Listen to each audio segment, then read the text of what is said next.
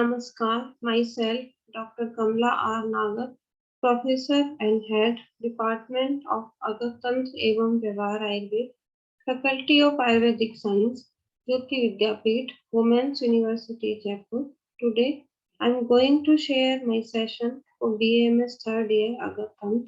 अगरतंत्र जैसा कि हम जानते हैं आयुर्वेदिक टॉक्सिकोलॉजी को कहा जाता है। इस संदर्भ में आज हम कुछ हृदय प्रभावक विष या कार्डियक पॉइजनिंग के बारे में बात करेंगे। इस कड़ी में हम डिजिटैलिस पॉइजनिंग या हृदयपत्री विषाक्तता के बारे में बात करेंगे। Latin name is digitalis purpurea, family scrophulariaceae. Sanskrit नाम इज हृदयपत्री, English name is foxglove, common foxglove, purple foxglove, Hindi में इसे तिल पुष्पी भी कहा जाता है। आयुर्वेद में इसकी स्थावर वानस्पतिक विष में गणना की गई है। मॉडर्न में इसे कार्डियक वेजिटेबल पॉइजनिंग कहा जाता है। इसका जो स्वरूप है, इसका जो पौधा है वो 2 से 6 फुट ऊंचा द्विवर्षायु या बहुवर्षायु होता है। नीचे की पत्तियां ऊपर की अपेक्षा बड़ी और सघन होती है। इसके जो बीज होते हैं वो छोटे हल्के अनेक होते हैं। पौधा दूसरे वर्ष अप्रैल या मई के शुरू में फलता है। उसके बाद बीज बनने के बाद सूख जाता है। इसके जो पुष्प होते हैं उसमें तिल के समान किंतु उससे कुछ बड़े होते हैं, तो 2 से 3 इंच लंबे, नीचे की ओर झुके हुए, नलिकाकार या घंटी का आकार, बैंगनी पीले या सफेद रंग के होते हैं। इसका जो टॉक्सिक पार्ट है, toxicity may occur after consuming leaves, flower or seeds from plants containing cardiac glycosides.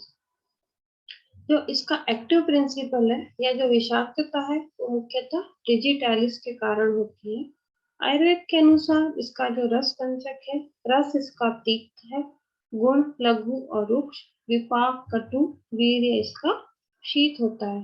Mode of action Ayurveda के अनुसार हृदय प्रभावक होने से हृदय पर विषाक्तता के लक्षण मिलते हैं।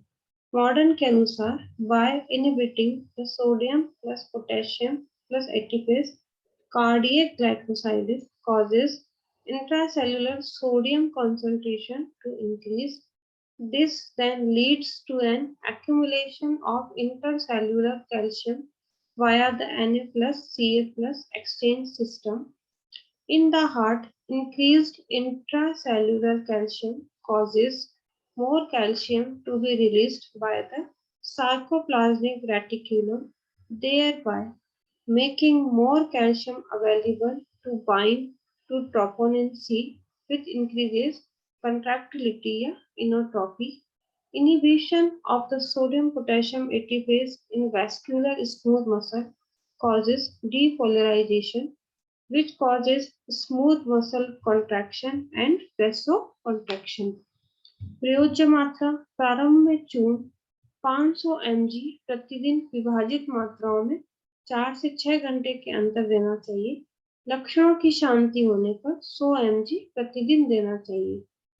जो इसकी फेटल डोज है वह चिल्ड्रंस में 4 mg से ज्यादा, एडल्ट्स में 10 mg से ज्यादा। फेटल पीरियड जो है वो 5 to 24 आवर्स। डिजिटैलिस विषाक्तता के जो लक्षण हैं, clinical manifestation of digitalis poisoning वो इस तरह से मिलते हैं।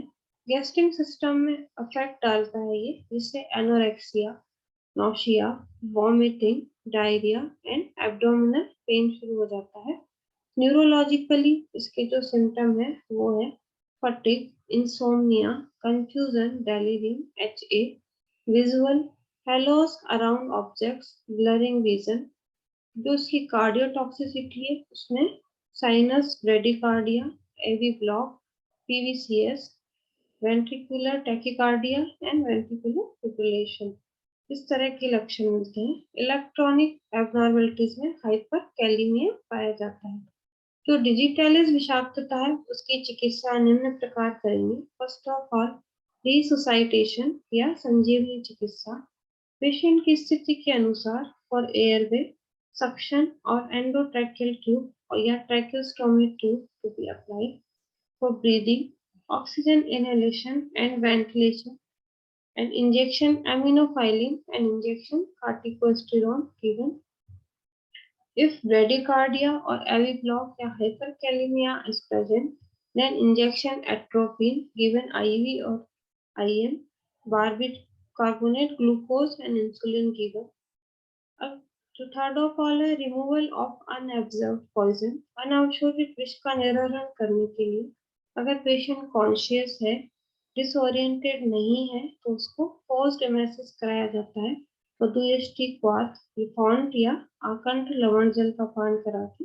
अगर पेशेंट डिसओरिएंटेड है, वाइटली स्टेबल नहीं है, तो गैस्ट्रिक लवास या आमाशय धावन कराया जाता है। अगर डायरिया नहीं है, तो आरगवत से मृदु विरेचन कराया जा सकता है। जो शोषित विष का निराकरण है, उसके लिए मूत्र द्रव्यों का सेवन कराया जाता है या कोलेस्ट्रेमिन एंड कोलेस्टिकॉल। हीमोपर्फ्यूजन विद चारकोल और रेजिन फिल्टर कराया जाएगा। यूज ऑफ एंटीडोट, जो मैकेनिकल एंटीडोट है वो है गोघृत या गोदुग्ध, लेकिन जो स्पेसिफिक या मॉडर्न इसका जो एंटीडोट है वो injection Digibind, digoxin specific FAB 40 mg IV। जो लाक्षणिक चिकित्सा है, हाइपरकैलेमिया अगर है, hyperkalaemia is only corrected with insulin और glucose if it is considered life-threatening because of the risk of producing hypokalemia. Hypomagnesemia है तो additional magnesium with careful monitoring दिया जाता है। अगर पेशेंट की डेथ हो जाती है तो किस तरह के लक्षण मिलते हैं, वो इस प्रकार है कि पोस्टमार्टम अपीयरेंस पेशेंट का मिलेगा। External mucous membrane of mouth may be pallor, internal inflammation and congestion of stomach. Fragments of root residue may be found in stomach. Congestion and engulfment of the brain and lungs may be found.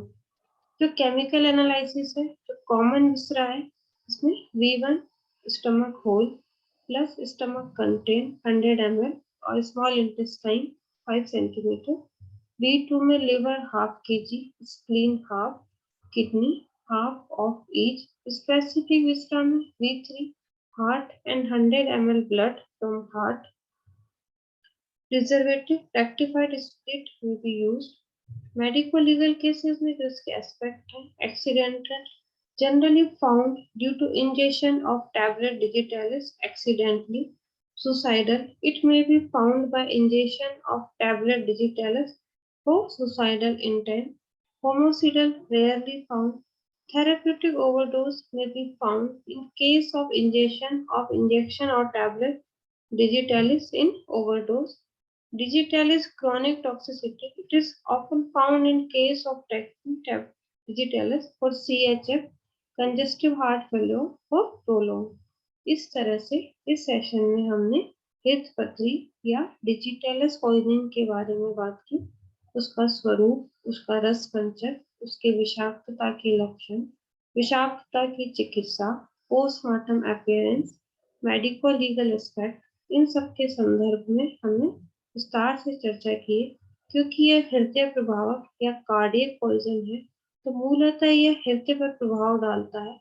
हृदय से संबंधित सारे electromagnetic जो changes हैं, इलेक्ट्रोमिनरल change, वो रुक जाते हैं। पूरा हृदय का सिस्टम इससे प्रभावित होता है। इस तरह से इसकी विषाक्तता के लक्षण मिलते हैं। आशा है ये सेशन आपके लिए लाभकारी रहेगा। धन्यवाद।